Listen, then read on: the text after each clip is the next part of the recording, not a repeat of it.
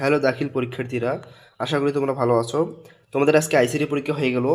তোমাদের সকলের মনে একটা প্রশ্ন যে আইসিটিতে কত পেলে অ্যাটলিস্ট পাস এবং কত পেলে তোমরা এ প্লাস পাবা, এটা নিয়ে আজকে আমরা ভিডিওতে ভিডিওতে আলোচনা করব। তোমরা ভিডিওটা স্কিপ না করে সম্পূর্ণ ভিডিওতে দেখো, তাহলে তোমরা জানতে পারবে যে আইসিটিতে কত পেলে পাস, সর্বনিম্ন কত পেলে পাস এবং সর্বোচ্চ কত পেলে তোমরা আইসিটিতে এ প্লাস পাবা।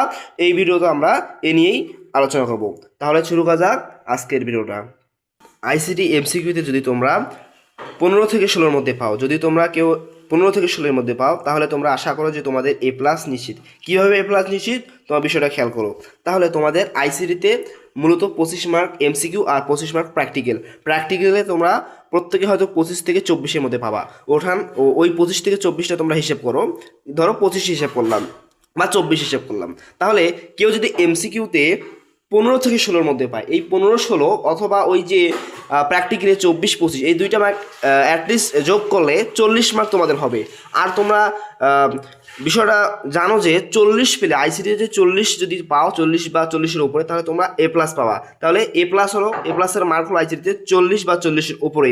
তাহলে যদি তোমরা এমসিকিউতে 15 থেকে 16-এর মধ্যে পাও এবং প্র্যাকটিক্যালে 25 থেকে 24-এর মধ্যে পাও, তাহলে তোমাদের এ প্লাসটা আইসিটিতে হয়ে আসে। কারা কারা এরকম আইসিটিতে 14 বা 15 থেকে 16-এর মধ্যে পাইছো, তারা এ প্লাস পেয়েছো, তারা কমেন্টে জানাবা। এবং পাস এবং ফেলের ব্যাপারটা, আইসিটিতে অ্যাটলিস্ট 8, সর্বনিম্ন 8 পেলে তোমরা পাস করবা। 8-এর নিচে যদি কেউ পাও, 7, 6 এরকম যদি পাও, তাহলে তোমরা ফেল করবা, তোমরা নিশ্চিত হয়ে নাও। আর যদি তোমরা 8 পাও, 9 পাও, তার উপরে পাও, তোমরা পাস করবা। এটাই সর্বনিম্ন মার্ক, 8 মার্ক যারা পাবে তারা পাস করবা।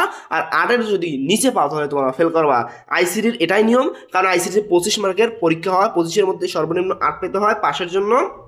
আর তোমরা যারা 8-এর নিচে পেছো, ফেল। তোমরা যখন 30 মার্কের হয়, 30 মার্কের ক্ষেত্রে 10-এ পাস, সর্বনিম্ন 10।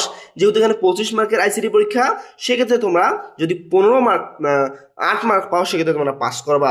আজকের আইসিটি দাখিলের পরীক্ষাটা অনায়াসে আমরা বলবো সহজ হয়েছে।